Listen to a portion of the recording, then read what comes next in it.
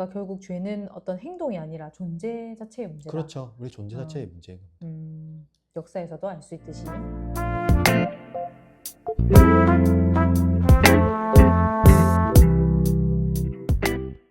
네, 여러분 오늘도 오살기를 찾아와 주신 구독자 여러분 반갑습니다. 열심히 보고 계시죠, 여러분?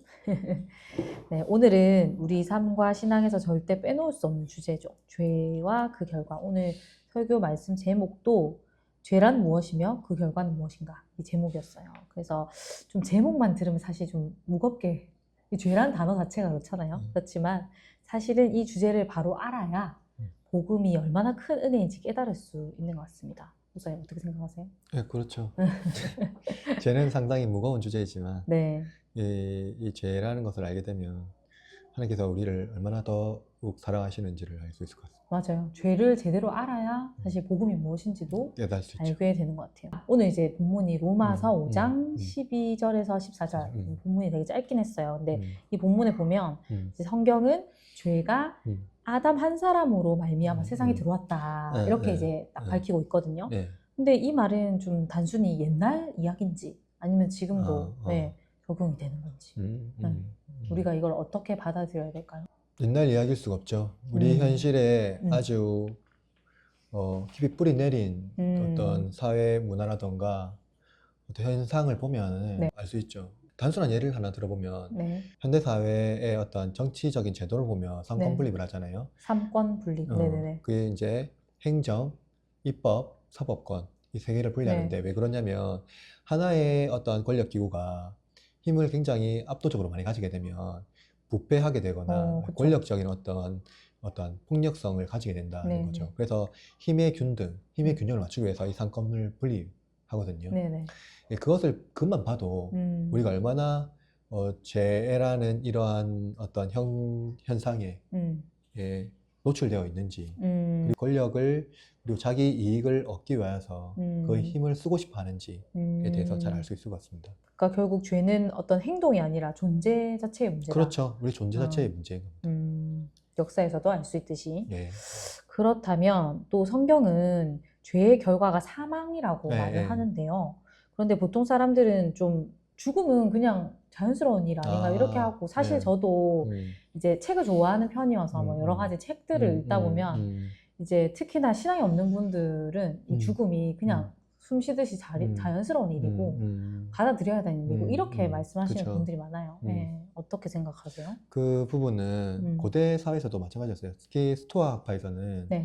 이 감정을 조절하는 것에 대해서 그걸 이제 아파테이아라고 하는데 아무튼 어렵네요. 무정념이라고 합니다. 무정념. 감정에 요동치지 않는 것에 대해서요. 네. 죽는 거에 대해서, 죽는 건 사실은 큰 이슈잖아요. 네. 거기에 대해서 감정에 요동하지 않는 것. 유연하게 왜냐면 받아들여라. 자연스러운 거니까. 근데 오늘날 현대의 진화생물학자 혹은 철학자들은 네. 그 인간이 죽는 것은 자연의 어떤 윤회처럼 그렇죠, 그렇죠. 어떠한 그 순환처럼 이해합니다. 근데 사실 성경에서 말하는 사망이라는 것은 죄의 결과거든요. 사실은 우리가 아담이라는 존재를 잘 알면 돼요. 아담은 하나님의 형상으로 창조됐잖아요. 맞아요. 하나님의 형상으로 창조된 존재가 죽는다는 것은 굉장히 부자연스럽죠. 그렇죠. 그런데 결국 성경에서도 우리가 알고 있지만 결국 하나님 말씀에 불순종하게 되면 죽는다고 하는 말씀하셨고요. 네. 그 결과가 맞이한 겁니다. 그래서 죄가 세상에 들어왔고요. 그것으로 말미암아 사망이 세상에 이제 임한 겁니다. 그래서 이제 죄는 사실 자연스러운 것이 아니다. 아주 부자연스럽죠. 네, 부자연스러운 굉장히 것이다. 우리에게 부자연스럽습니다. 그렇죠. 그리고 이거도 되게, 저도 이런 생각을 많이 하긴 했는데, 이제 많은 사람들이 이런 질문을 하잖아요. 죄를 지을 능력도 없는 아기, 그러니까 태어난 지 얼마 안 된 아기들, 그리고 또 뭐 장애를 가지고 있어서 뭔가 인지라든지 의식적인 부분에 어려움이 있는 사람까지도 죄인으로 봐야 하는가. 중요한 거는 이제 아기가 낳는데 네. 그 생후 얼마 안 되고 세상을 떠난 네. 조건을 가져야 되고요. 그렇죠. 그 인지적인 문제도 뭐냐면은 네네. 태어날 때부터 그런 존재로 태어나야 됩니다. 그래야지 우리가 이해가 되거든요. 네네. 근데 뭐냐면은 이 죄라는 게 있잖아요. 네. 죄라는 거에 대해서 우리가 먼저 그 성격을 먼저 알아야 됩니다. 네.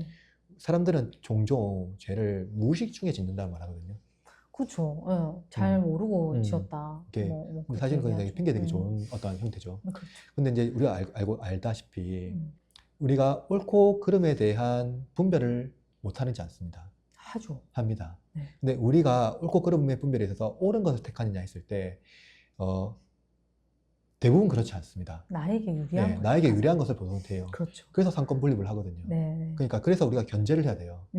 견제하지 않는 권력은 부패한다고 말하잖아요. 네. 뭐냐면은 우리가 굉장히 지성적이고 네.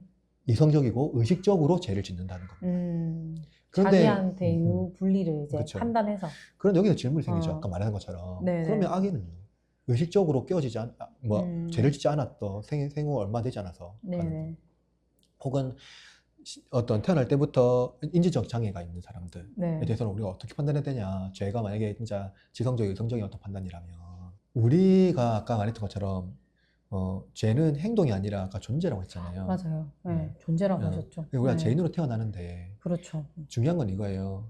우리가 아기가 태어났을 때 그 아기에게 죄를 가르치지는 않거든요. 의와 정결함 그리고 거룩함을 가르치죠. 특히 성도의 가정에서. 그렇죠. 그리고 성도 가정이 아니더라도 이 아이가 좋은 사람이 되기를 간절히 갈망하죠. 심지어 교도소에 태어난 아이들도 죄를 가르치지 않습니다. 좋은 사람이 되기를 갈망하죠. 맞아요. 그 아이가 거기 있으면 인하여서 오히려 사람들은 정화가 되거든요. 밝아지거든요. 그러니까 아이라는 존재가 그렇죠. 네네. 그런데 이 아이가 정말로 죄에 대해서 가르치지 않았다 하더라도 성장하면서 의식적으로 그 죄의 행동을 하고 심지어 그것을 모방하고 학습함으로써 더욱더 그 활동을 이제 자기 삶에 이제 뿌리 내리게 되는 거죠. 네. 그것이 이제 존재적으로 우리가 죄를 가지고 있다는 어떤 특징이라고 볼 수가 있어요. 네네.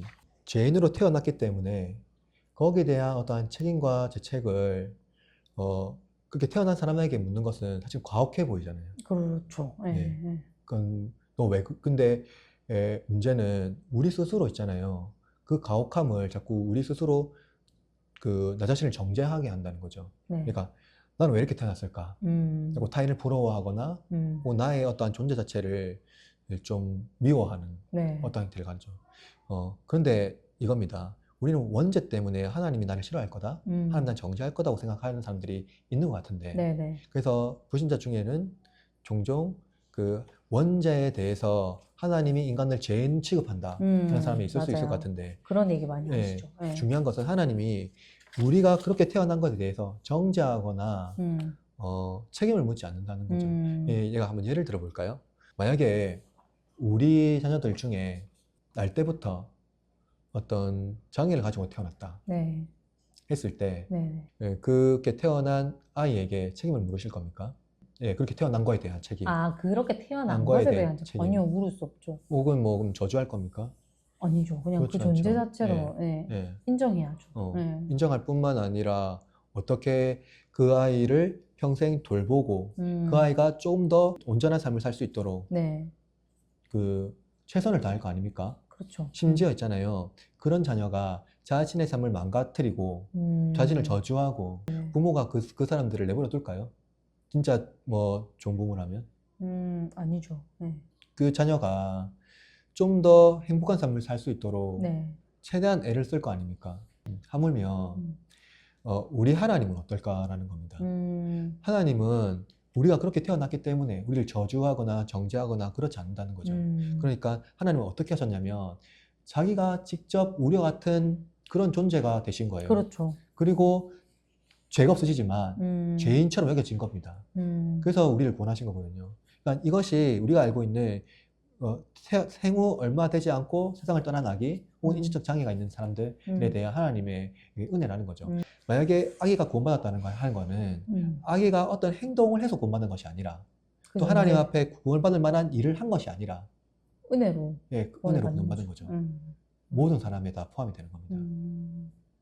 네. 오늘 이제 목사님 말씀을 통해서 좀 분명해진 거는 죄는 우리 모두의 문제지만 동시에 예수님 안에서 해결된 문제라는 거고, 또 죄의 결과가 사망이라면 은혜의 결과는 생명이다. 그래서 우리는 생명을 다시 얻은 자들이다. 너무 기쁜 소식인 것 같아요. 네. 목사님 또 마지막으로 해주실 말씀 있으실까요? 예. 그 죄라는 게 굉장히 얘기하기가 불편하고 그렇죠. 오늘날 어려운 문제일 수 있지만 사실상 이 원죄 교리는요, 우리가 죄인이기 때문에 하나님께서 우리를 포기하지 아니하시고 우리를 그런 상태로 홀로 내버려 두지 않는다는 겁니다. 그래서 하나님은 우리를 의롭게 하기 위해서 아들을 주시고 그 아들을 통해서 우리를 다시 죄를 고백하는 자들을 의인이라 불러주시며 하나님의 그 은혜의 교리이라는 것을 우리가 깨닫고, 그래서 하나님 앞에 죄를 고백할 때 하나님께서 나를 기뻐하신다, 나를 돌보신다 네. 하는 그 경험을 우리 다 같이 지속적으로 했으면 좋겠습니다. 네, 너무 감사한 것 같아요. 그래서 정말 저희가 죄를 고백할 때 그 가운데 하나님의 은혜가 있고 또 우리를 의인으로 부르시는 하나님 사랑이 우리를 덮고 있다. 그 사실이 저와 여러분에게 위로가 되는 한 주가 되었으면 좋겠습니다. 오늘 말씀 너무 은혜롭게 전해주셔서 너무 감사하고 목사님 다음 주도 기대하도록 하겠습니다. 목사님 수고하셨습니다. 감사합니다. 네.